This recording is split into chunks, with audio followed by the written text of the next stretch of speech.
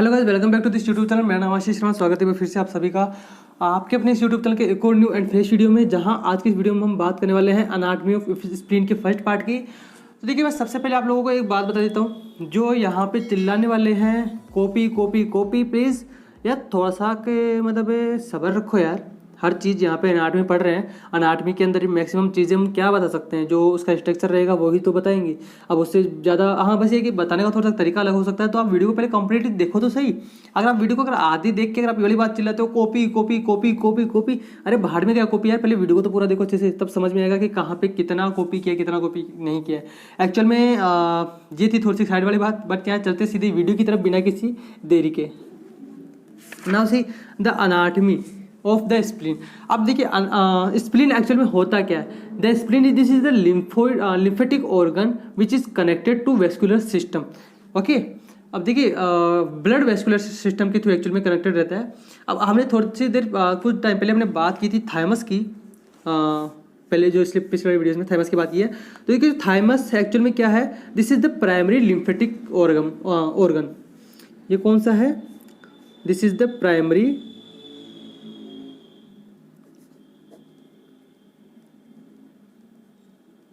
Lymphatic organ.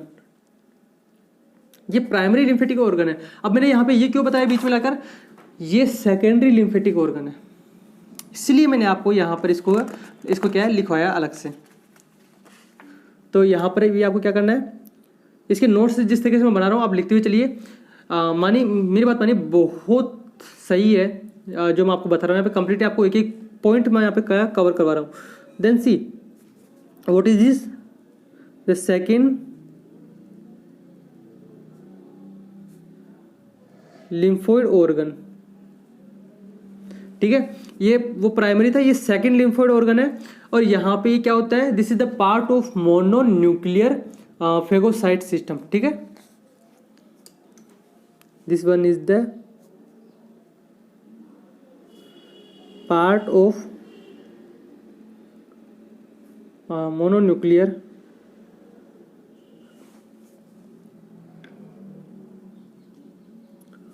Phagocytic system, phagocyte system. Done. और यहाँ पे देखिए, अब ये तो हो गया इसका जो सेकंड लिम्फोइड ऑर्गन, जिसका सबसे मेन पॉइंट था। नाउ अनदर वन, इसका काम क्या है, या फिर इसको अब जो लिम्फेटिक जो ऑर्गन है ये क्या करता है, this is the connected to blood vascular system. तो यहाँ पे इसको यू लिखिएगा, क्योंकि देखिए आप अगर इस तरीके से लिखोगे ना तो आपके पास क्या है कि बिल्कुल शॉर्ट तरीके से आपके पास एक लंबा नोट्स बन जाएगा। तो यहाँ पे जो लिम्फोइड ऑर्गन है ये क्या होता है, this is the connected to blood vascular system, connected to blood vascular system. ठीक है, एंड ये इसका जो फंक्शन होता है, इसका अनदर फंक्शन क्या है, the another one is filter of blood, filter of blood. अब देखिए यहाँ पर इसी सब चीज़ों की वजह से, इन दो मेन चीज़ों की वजह से इसको यहाँ पे क्या बोलते हैं, हेमोलिम्फ ऑर्गन भी बोलते हैं। तो this one is known as haemolymph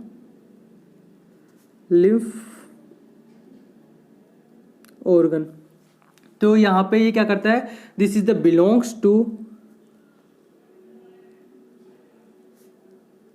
belongs to reticuloepithelial cells. Okay, reticuloepithelial cells। ये था इसका वैसे हिस्टोलॉजिकल पार्ट था, बट यहाँ पे इसके कारण यहाँ पे क्या है इसको बताना पड़ा। तो देखिए आप इसको ये ना इस तरीके से मार्क कीजिएगा, और इसको साथ ही साथ यहाँ पर इधर से ले जाके इसको यूं बता दीजिएगा। इसको मतलब इस तरीके से नोट कर दीजिएगा कि इन दोनों की वजह से इसको यहाँ पे क्या बोलते हैं, हीमो यानी कि ब्लड यहाँ पे आ गया, और लिम्फ यानी कि लिम्फेटिक ऑर्गन है, तो इसीलिए इसको क्या बोलते हैं, हीमोलिम्फ ऑर्गन कहते हैं। डन। द इम्पोर्टेंट रोल इसके अंदर यहाँ पे क्या होता है, this is the mainly important role in the immune response of the body.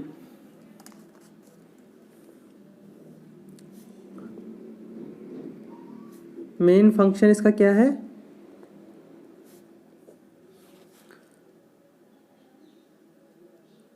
Immune immune response of body. Okay, अब यहाँ पे क्या आता है, ये develop as a part of vascular system in what, मतलब इन द पार्ट ऑफ, मतलब किसके पार्ट के अंदर, मेजेंट्री या फिर बोल दूँ तो डोर्सल मेजेंट्री। अदरवाइज इसका जो दूसरा नाम है ऑल्सो नोन एज डोर्सल मेगो, नोट ए मेगो मतलब मीजोगैस्ट्रियम। इसकी यहाँ पे मैं डेवलपिंग की बात कर रहा हूँ, DELOEL develop, DEVELOP development from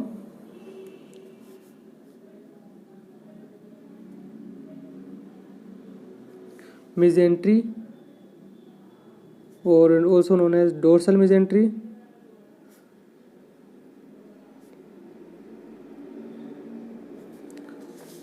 और डोर्सल मीजोगैस्ट्रिक या मीजोगैस्ट्रियम, गैस्ट्रियम। तो ये इसका यहाँ से क्या इसका डेवलपमेंट होता है, और ये क्या आप मतलब किस तरीके से as a part of vascular system, किस तरीके से इसका डेवलपमेंट होगा, यहाँ पे लिख लीजिएगा इस तरीके से करके, as a part of vascular system. Okay, और यहाँ पे जो मिजेंट्री या फिर डोर्सल मिजेंट्री की बात करें ना, तो ये क्या होता है, this is the suspends the developing stomach from body wall. तो इसको यहाँ पे यूं करके लिखिएगा,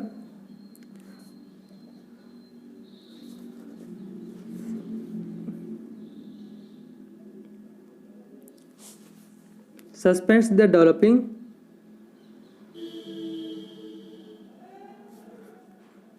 stomach, STOMACS stomach from body wall. और इसकी जगह जो ज़्यादा डिटेल्स वाली बात है वो हम यहाँ नहीं करेंगे, वो हम बात कहाँ पे करेंगे, इसकी जो डिटेल्ड जो बात है हम करेंगे हमारी जब पेडियाट्रिक्स पढ़ेंगे, जहाँ पर हम ट्यूब्स के बारे में पढ़ेंगे कि किस तरीके से बॉडीज़ के क्या होते हैं, ऑर्गन्स डेवलप होते हैं। एंड यहाँ पे ये क्या है, soft high vascular and dark purple in colour, तो connected to the vascular system. Okay,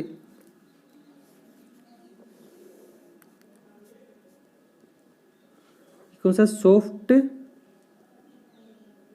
SIGH highly, हाँ आई थिंक स्पेलिंग गलत है, हाईली वेस्कुलर, एंड इसका जो कलर है, इसका कलर क्या है, डार्क पर्पल, डार्क PURPAL। ठीक है, ये इसका क्या होगा, इसका कलर होगा कौन सा, डार्क पर्पल इसका कलर है। अब इसकी हम देखते हैं इसकी लोकेशन क्या है या फिर इसकी शेप क्या है। तो यहाँ पे मैं इसके शेप के बारे में एक छोटी सी लाइन लिख देता हूँ।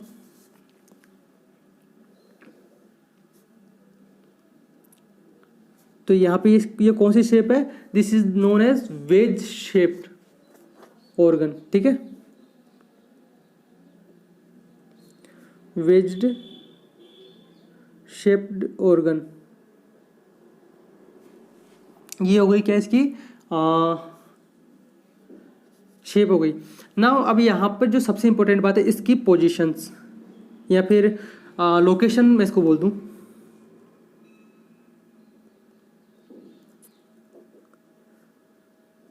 तो देखिए इसकी लोकेशन यहाँ पे कहाँ कहाँ पे प्रेजेंट होती है। फर्स्ट ऑफ ऑल ये जो लाइज करता है,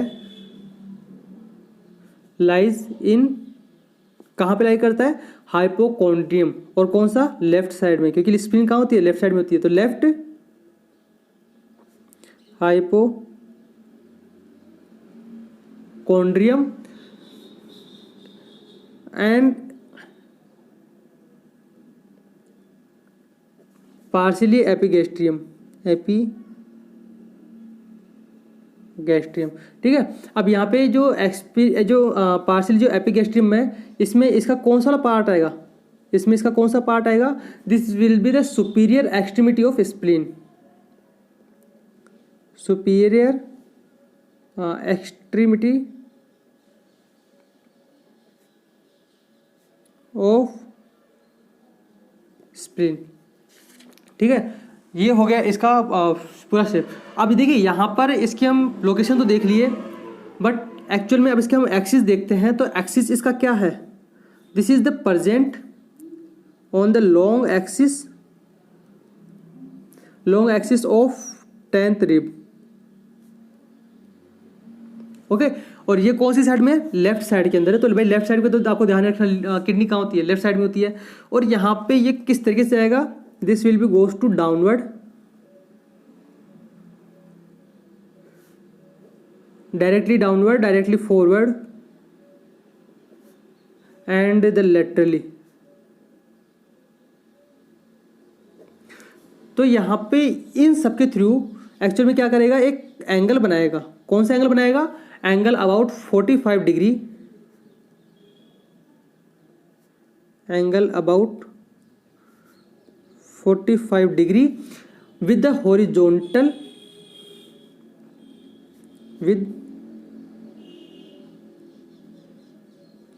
with horizontal plane.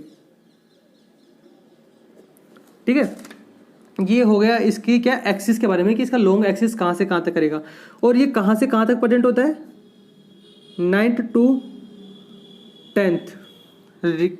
to 10th ribs. ये हो गई इसकी क्या लोकेशन, है ना। अब हम इसकी बात करते हैं ना, किसकी बात करें, 9 to 10 से सबने इसकी बात कर ली। अब इसकी बात करते हैं इसकी पोजीशन क्या है, क्योंकि इसकी पोजीशन कौन सी जगह पर कहाँ पे क्या रखी हुई है, इस पोजीशन का भी ध्यान रखना क्या एक तरीके से इंपॉर्टेंट ही है।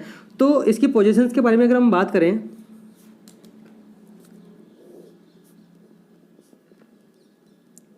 See the position 1, what is the position, this will be the present between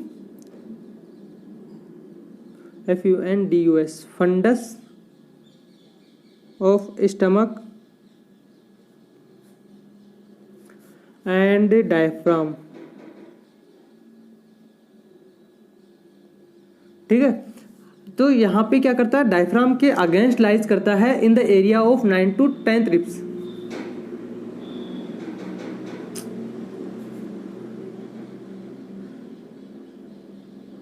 against, इसके अगेंस्ट करेगा, against diaphragm in area of 9th to 10th rib. ठीक है, ये हो गए इसकी कुछ इंपॉर्टेंट बातें। नाउ अभी हम इसके शेप के बारे में बात करते हैं। अभी हमने इसकी शेप के बारे में बात नहीं की है, क्योंकि शेप के बारे में बात करना भी इसका एक तरीके से कंपलसरी है। तो देखिए यहाँ पे हम एक पॉइंट हमने यहाँ पे मिस कर दिया। मिस था जो कौन सा पॉइंट था, वो था कवरिंग। तो ये जो कवरिंग होती है ना, इसकी जो कवरिंग होती है, तो आप इसको क्या, यहाँ पे जो स्पेस बचा होगा आप इसको यहाँ पे इस तरीके से कर लीजिएगा, covering by peritoneum, covering by peritoneum. और जो एब्डोमेन की जो पेरिटोनियम की जो है अनाटमी की जो वीडियो बहुत जल्दी लेके आने वाला हूँ। तो ये हो गया। अब देखिए यहाँ पर आपको ये समझ में नहीं आया होगा एक्चुअल में। तो देखिए यहाँ पे क्या होता है, मैं इसको पेंसिल से ड्रॉ करता हूँ। तो देखिए यहाँ पे मैंने मान लीजिए ये बनाई मैंने 10th rib, 10th 11th 12th and another one जो भी यहाँ पे रिब्स रह गई। अब देखिए यहाँ पे क्या होता है, जो मैं इस एक्सिस की बात कर रहा हूँ, जो एक्सिस यहाँ पे क्या करेगा, ये बनाएगा। ठीक है, तो ये 11th रिब्स हो गई भाई, 11th रिब्स तो नीचे तक जाएगी ना। तो यहाँ पे क्या करेगा भाई, इसके लोअर बॉर्डर से यहाँ पे एक एक्सिस बनाएगा और यहाँ पे क्या होगा, ये कंटिन्यू होगा इस तरीके से। तो यहाँ पर जो 45 डिग्री के एंगल्स के थ्रू यहाँ पे क्या होगा, इसका एक एक्सिस, लॉन्ग एक्सिस बनेगा, किसके थ्रू, 10th रिब्स के थ्रू। तो जो स्प्लीन प्रेजेंट रहेगी ना, वो स्प्लीन एक्चुअल में यहाँ प्रेजेंट रहेगी। ठीक है, वो स्प्लीन कहाँ प्रेजेंट रहेगी, यहाँ पे इस जगह पे वो स्प्लीन प्रेजेंट रहेगी। तो ये रहेगा इसका टोटल एक्सिस। तो 10th और 11th के अंदर यहाँ पे इसको कवर करेगा, और ये कौन सा एक्सिस बनेगा, 10th के अलोंग एक्सिस बनेगा, जो रिब्स का जो लॉन्ग एक्सिस बनेगा 10th के axis downward, forward and laterally, and it will making about 45 degree of angle. तो ये इसका पोर्शन रहेगा। अभी मैं स्प्लिन के अगर कुछ साइज एंड शेप्स की बात करता हूँ,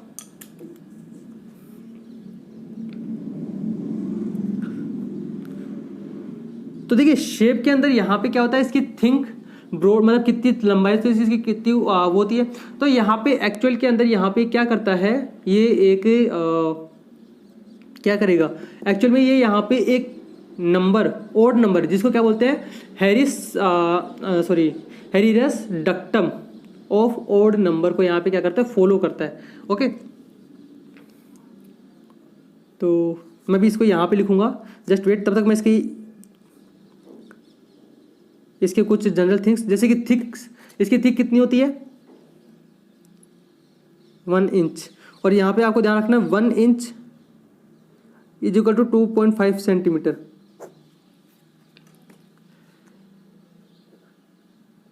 थिक यहाँ पे कितना रहेगा, ब्रॉड कितना रहेगा, इसकी ब्रॉड की अगर बात करते हैं तो 3 इंच।